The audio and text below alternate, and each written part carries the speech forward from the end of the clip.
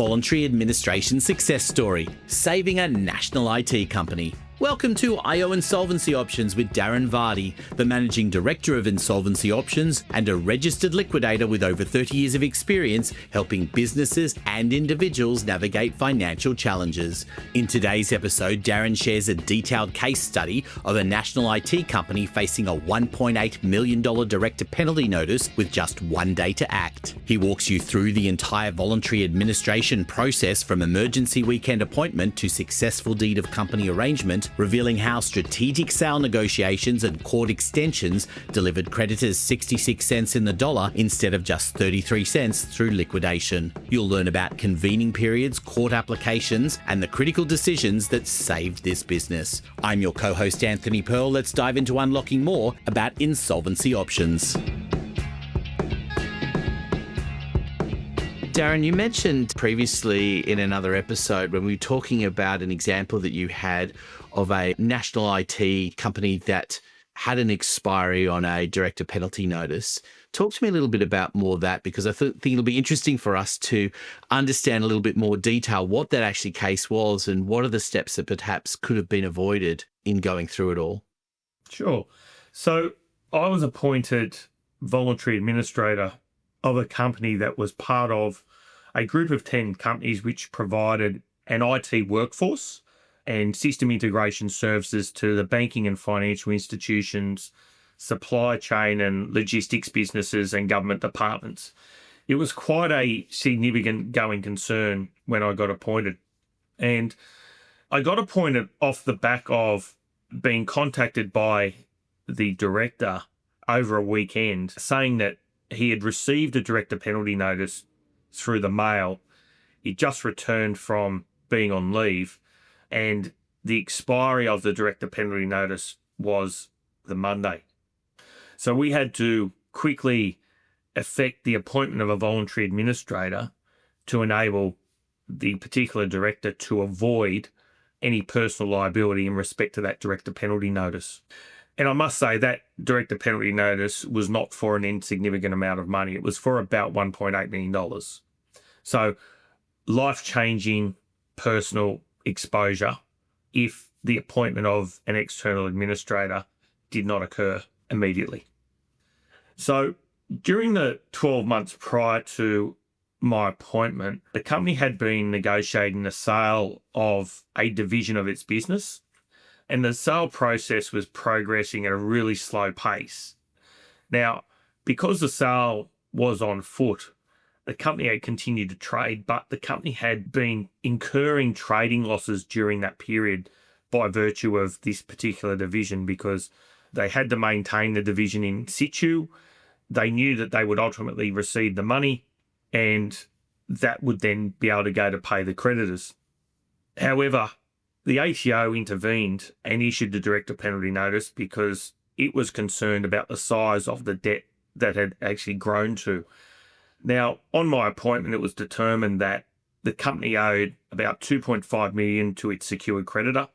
It owed about $750,000 to priority employee entitlements, which includes superannuation, and it owed $3.8 million in unsecured creditors, of which 3.3 related to the company's taxation obligations. And it was evident that the majority of that debt had accrued in the last 12 to 18 months since this sale was on foot. So once appointed, I continued to trade this business and actually took control of the sale negotiations.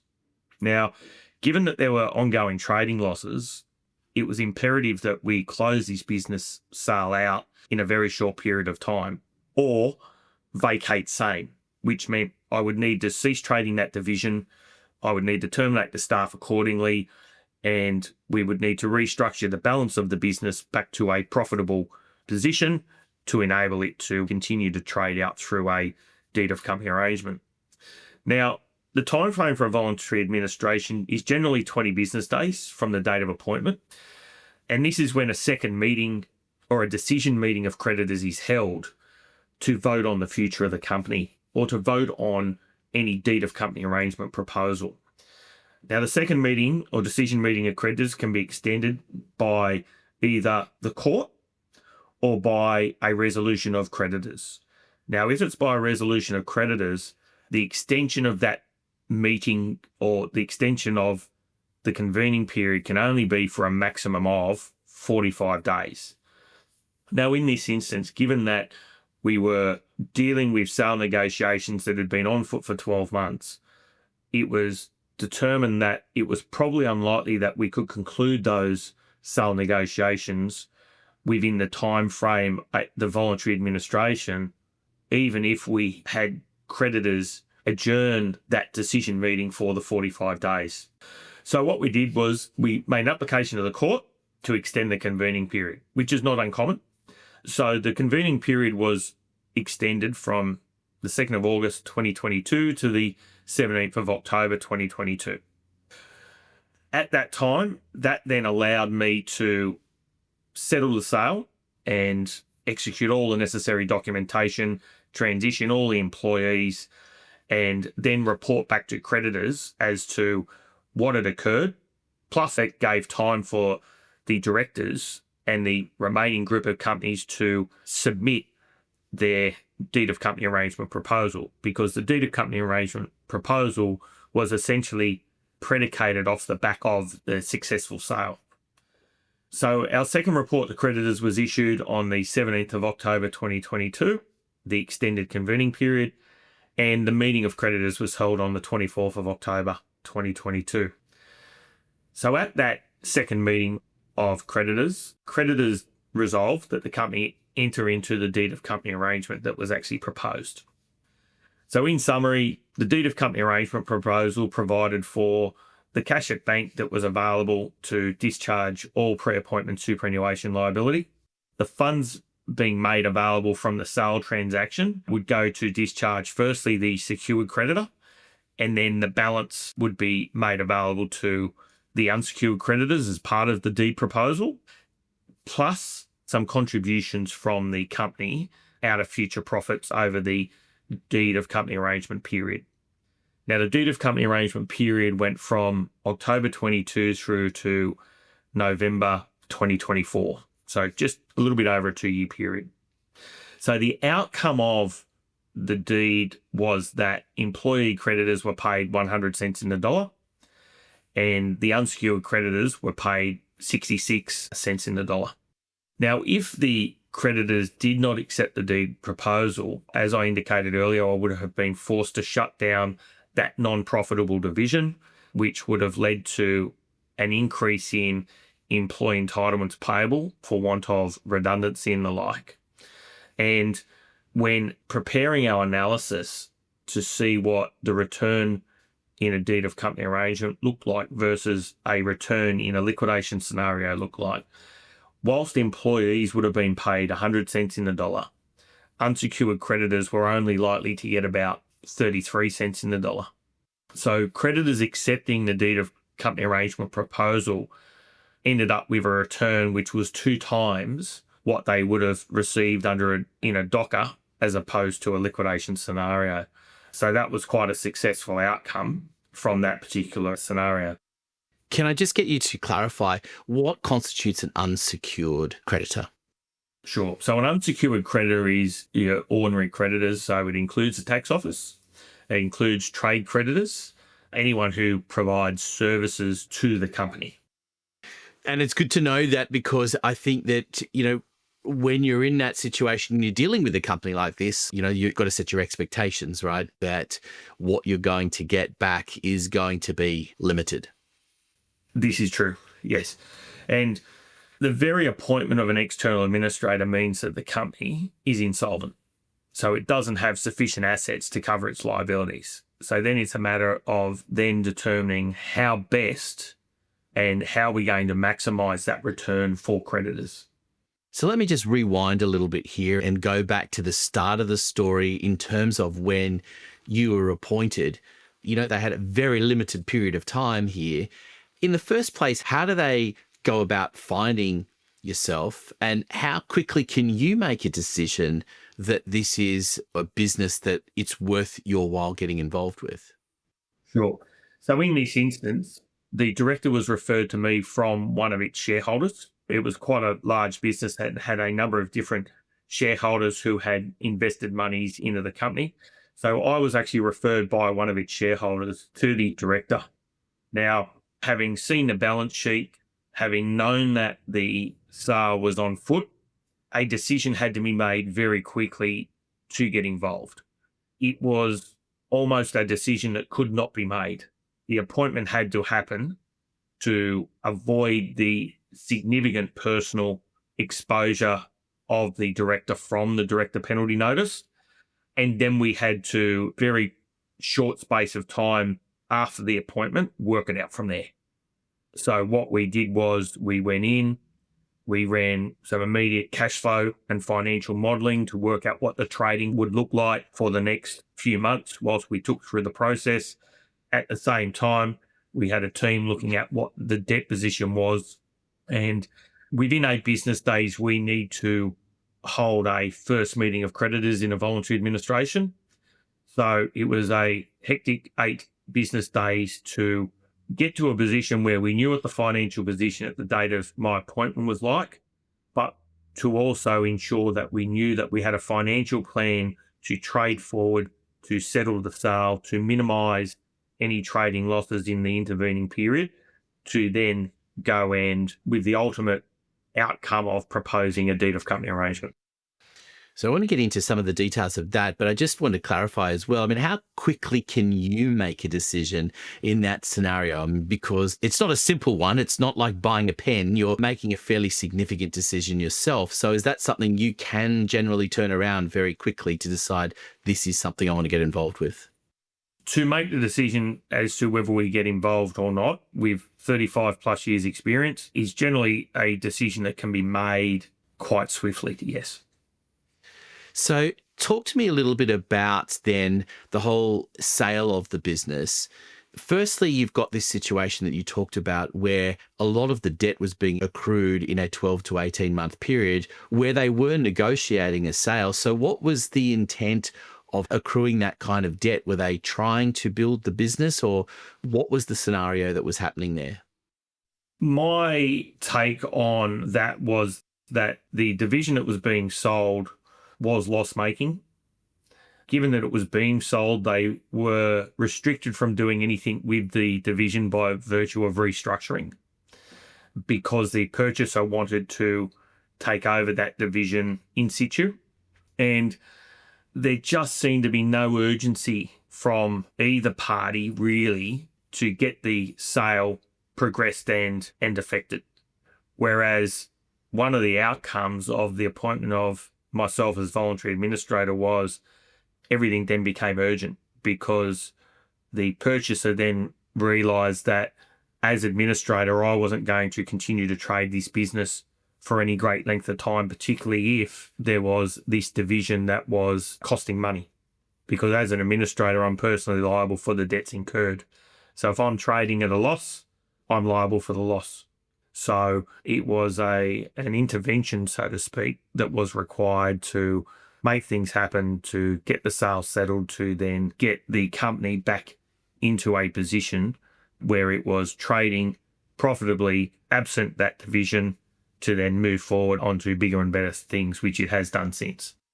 I mean, from the purchaser's point of view, buying that business division, are they having to pay off some of that debt? What's their attitude walking in?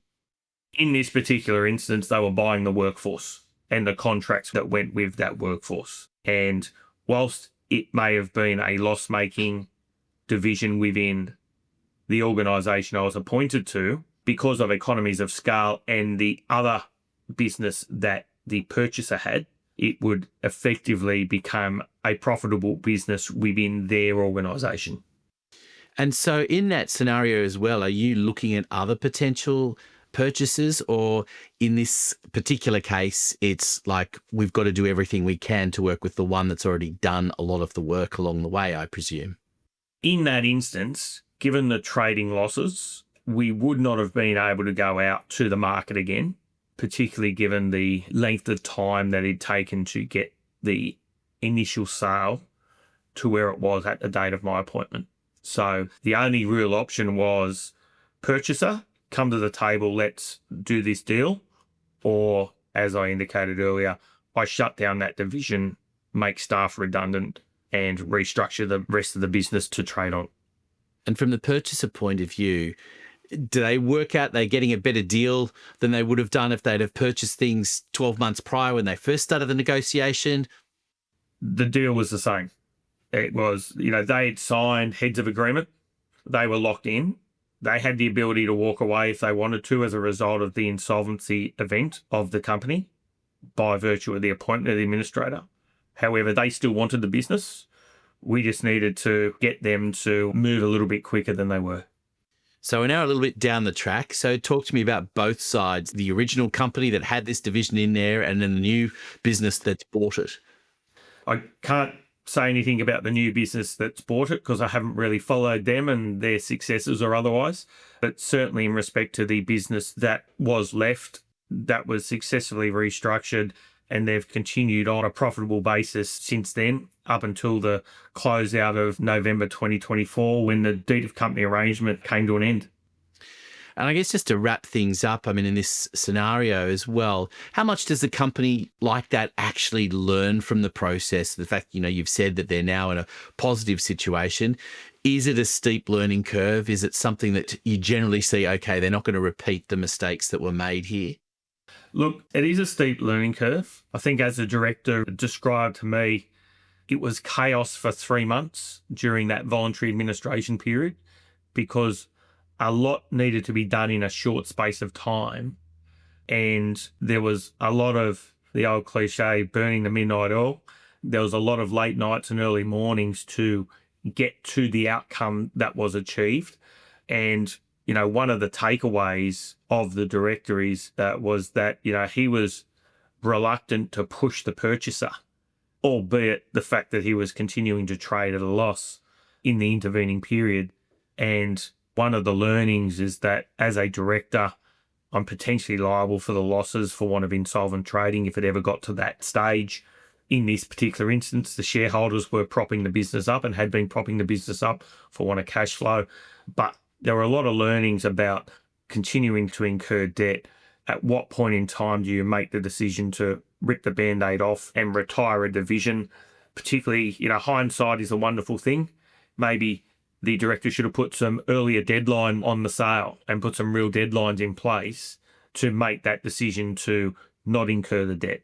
But I'm still in contact with the director and I believe that they're still operating successfully and looking at potential amalgamations with larger organisations on an international scale. So it's good to see the success come out of what could have been disastrous for the director personally with a director penalty notice of $1.8 million. And I suppose the last important point here to make is if you're in that situation and you're looking at trying to sell, in this case, a division of the business, there's a point where you can't really be taking it lightly around a purchaser. And I suppose always the fear is that you don't want to push them too hard because you don't want them to walk away.